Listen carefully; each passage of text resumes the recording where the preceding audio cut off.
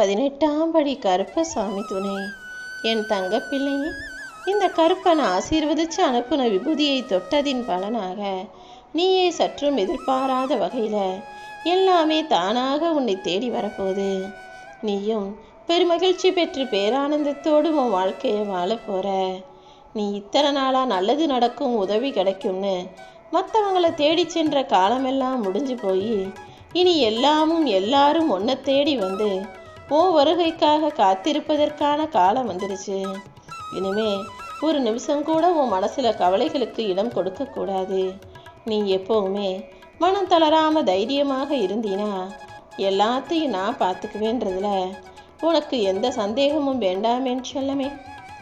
உனக்காக இந்த கருப்பன் ஒரு வெற்றி பாதையை உருவாக்கி வச்சுட்டு தான் இந்த விபூதியை உன்னை நோக்கி அனுப்பி வச்சேன்.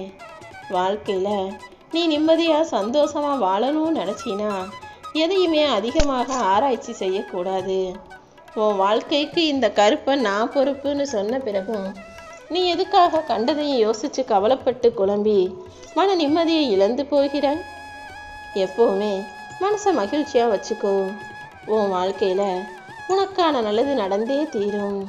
நீ எவ்வளவு மன போராட்டத்தில் இருக்கன்னு எனக்கு தெரியும். உன் வலியும் வேதனையும் கூட எனக்கு புரிகிறது என் செல்லமே. நான் உன் மேலே இறக்கப்படலையே நினச்சி கோபப்படாத. என் கண்ணின் இமை போல இந்த கருப்பசாமி உன்னை பாதுகாத்துக்கிட்டு தான் இருக்கேன். நீ எதிர்பார்த்து காத்துக்கிட்டு இருக்க விஷயமும் மிக சீக்கிரமாக நடக்க தான் போகுது.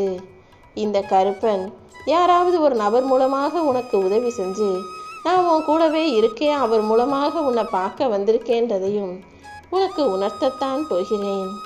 உன்னை கண்ணுக்குள்ளே வச்சு காப்பாற்ற நான் இருக்கும்போது உன் அனைத்து ஆசைகளும் ஒவ்வொன்றாக நடந்தே தீரும். கூடிய சீக்கிரமே உனக்கு மகிழ்ச்சி கிடைக்கும்படி நீ மனசில் நினச்ச விஷயங்களை எல்லாம் நல்லபடியாக நடத்த போகிறேன். இத்தனை நாட்களாக காத்திருந்த உன் வாழ்க்கையில் இனி மகிழ்ச்சியான காலங்கள் ஆரம்பமாயிடுச்சு. உனக்கு வந்து சேர வேண்டியவைகள் எல்லாமே தங்குதடையின்றி வந்து சேரும். எல்லாரும் உன் பேச்சை மதித்து நீ சொல்கிறத கேட்டு நடக்க ஆரம்பிப்பாங்க. உனக்கு முக்கியத்துவம் கொடுக்க ஆரம்பிப்பாங்க.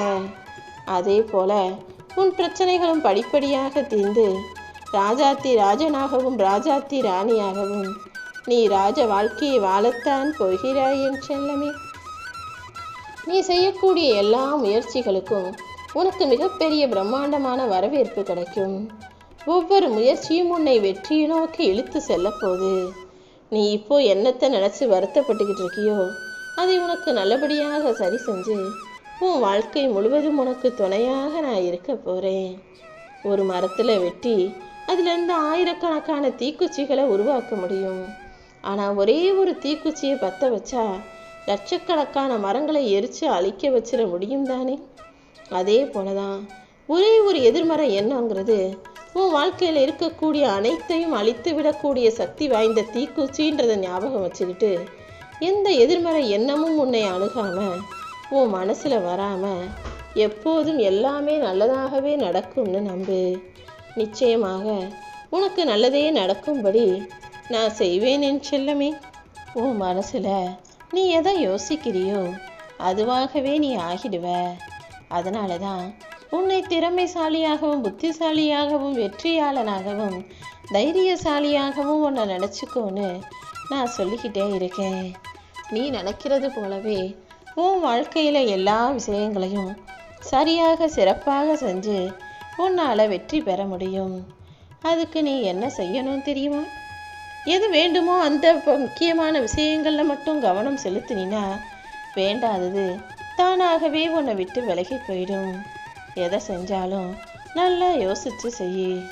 உன்னுடைய இல்வாழ்க்கையில் குடும்பத்தில் வரக்கூடிய சின்ன சின்ன பிரச்சனைகளையும் கருத்து வேறுபாடுகளையும் பெருசாக நினச்சி வாழ்க்கை துணையை தொலைச்சிடவோ அவங்கள விட்டு பிரிஞ்சு போகவோ வேண்டாம்.